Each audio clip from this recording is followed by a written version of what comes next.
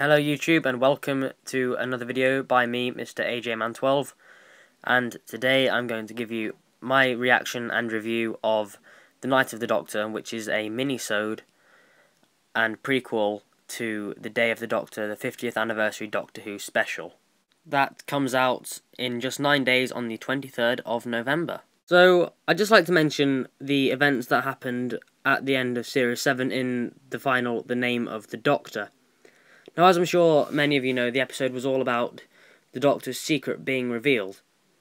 His secret was indeed revealed, and it was revealed that he does indeed have a lost/hidden secret incarnation that we never knew about. This incarnation is played by John Hurt, and there's been a lot of speculation about where this Doctor incarnation fits in with the rest of the other incarnations of the Doctor that we know about, because we've never seen this guy before. And the main theory was that he was the Time War Doctor, and that's what most people have called him, the Time War Doctor, or 8.5, which is a stupid thing to call him if you ask me. So we never had really a proper confirmation as to where he fits in. I mean, all the trailers and everything pointed towards him being from the Time War, but we never knew, and that is what the Night of the Doctor gets to. At the beginning of this minisode, we do see that there is a woman on a ship and she appears to be crashing. She's trying to send out a distress call, but it doesn't seem to be working, and all we kind of get is that the computer interface that she is trying to use to send a distress call keeps thinking that she's injured and asking her what's wrong with her, and she keeps saying, "I don't need a doctor." So then we see the TARDIS following this crashing ship. Obviously, the Doctor has seen that this ship is in distress, and he wants to go and save people like he normally does, save as many people as he can, so goes in to help and see what he can do. So the episode cuts back to the woman called Kaz on the ship, throttling towards a planet, and with explosions going to fall around her, we hear a man's voice say, "I'm a doctor," and then she goes to turn around, but we can't see who it is straight away. And so when the smoke finally clears, we are greeted by the 8th Doctor.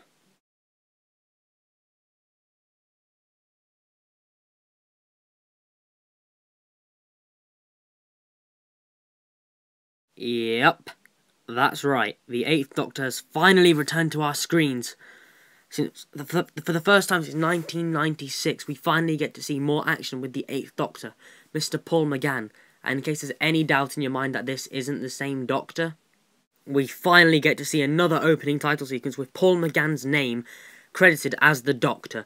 I mean, how long have people been waiting for this? This is just fantastic for the 50th anniversary prequel, to have the 8th Doctor return for one last adventure in the TARDIS. So the Doctor, being the amazing person he is, grabs Kaz and does the classic old run down the corridor with a new companion. That works every time. Except this time. So the Doctor's ran down the corridors with Kaz, and he takes her to the TARDIS to get her off the exploding ship and save her life, and in hopes that she will become his new companion because she stayed behind and let her crew off. So the Doctor's already in love with this character, and it is great to see that the 8th Doctor is about to whisk someone away onto the TARDIS. Sadly, this is short-lived. It's revealed that this is taking place during the Time War, and she refuses to go with him because she realises that he is a Time Lord, and the Time Lords are at war with the Daleks, causing damage to the universe. And in her eyes, the Time Lords are just as bad. And although the Doctor may not believe in the war, she still sees him as a Time Lord, just as bad as the Daleks. So to separate herself from the Doctor, and out of principle of the not being approving of the war, Kaz separates her and the Doctor by shutting the door between them, obviously leaving the Doctor trapped in the room that the TARDIS is in and her on the ship, saying that if he doesn't go, he's going to die with her, and she really doesn't care because he's a Time Lord. She says that's the best news she's had all day, so showing that just how much people hate the Time Lords in this war. It's fantastic to see. But the Doctor pleads with her to let him save her, but Kaz isn't having any of it, and just lets him die if he doesn't leave, and she really doesn't care. Surely enough, the ship does crash on the planet Khan, where we see the Sisters of Khan come out of their little cave, and say that they knew that one day the Doctor would return to them, that they've always known in their bones. Khan is a place that in one of the stories the Fourth Doctor visited, so it's nice to see that this is tying in with other parts from the classic era. And so Paul McGann's back, it's brilliant. We've got reference to the classic series, we've seen more action with the Eighth Doctor, and he's dead. But not for long. The Sisters of Khan revive the Eighth Doctor for 4 minutes, and he wakes up and he doesn't know this, but he's asking about Kaz, and they say that if he's referring to his companion, that she's most likely dead, but the Eighth Doctor soon confirms that she was not his companion, and that he was just trying to save her. Anyway, he realises where he is, that he's on Khan, and they tell him he's got 4 minutes to live, and that he's dead. So, obviously we get the usual, oh, you can do loads in 4 minutes thing that we get with everything that happens when you're told there's a time limit on something these days. And it was nice to see the Eighth Doctor deliver that kind of line rather than Matt Smith for a change. So, that was quite nice. So, the Sisters of Khan tell the Eighth Doctor that they have accelerated Time Lord science, and that they have this potion that if he takes, he can actually control his regeneration, and the 4 minutes on his life will not apply anymore because he'll have regenerated and his body won't be dying. And he can choose what he looks like. He can be fat, thin, old, young. To help the Doctor, trying to convince him to take this potion, they bring in Kaz's dead body, and the Doctor doesn't take that too well. And the leading lady of the Sisters of Khan asks him what she'd say, and says he's the only one that can end the Time War, that they need him. And the Doctor, from this point, he's not the Doctor. He is this man that we've been travelling with, but we don't know him because he breaks.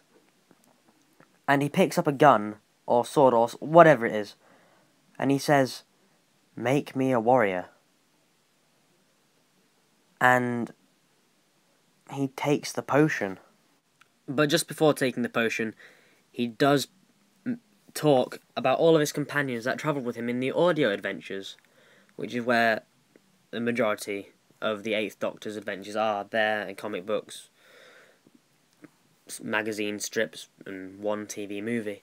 So it's great to see that these are canon now, and it's fantastic. But he does take the potion to make himself regenerate into a warrior to fight in the Time War. And this is where the 50th starts for me. We actually see Paul McGann, the Eighth Doctor. We see him begin to regenerate. This explains why we never got the regeneration from him to the Ninth Doctor, because there wasn't one. He explodes in the new regeneration fashion into a young version of John Hurt's Doctor. Yep, that's right. John Hurt does come between Paul McGann and Christopher Eccleston in the lineup of Doctors. And at the end of the minisode, we actually get confirmation on what the BBC are calling John Hurt's Doctor. He's getting known as the War Doctor. And that's it for The Night of the Doctor by Stephen Moffat. Well, it was a great mini-episode for the 50th anniversary. Great prequel, explains where John Hurt's Doctor is, and it's just fantastic to see Paul McGann make a return.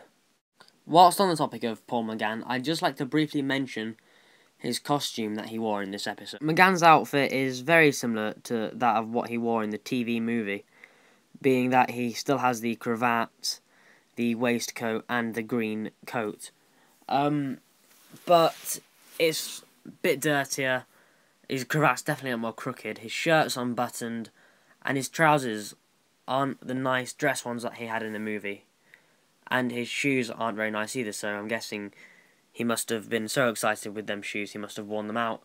And he's wearing big, long boots as well. So it does really make me wonder what the Doctor has actually been through since the events of the TV movie. I mean, I haven't read the audio adventures, and I'm sure that even since then, there's been a big gap to what we see here. So I would love to see more of that, but I don't think that's going to happen. But at least we've got one more piece of action with the 8th Doctor, Paul McGann. So this mini episode has really got me in the mood for the 50th anniversary, and I absolutely cannot wait to see what we have in store on the 23rd of November, when it is the Day of the Doctor.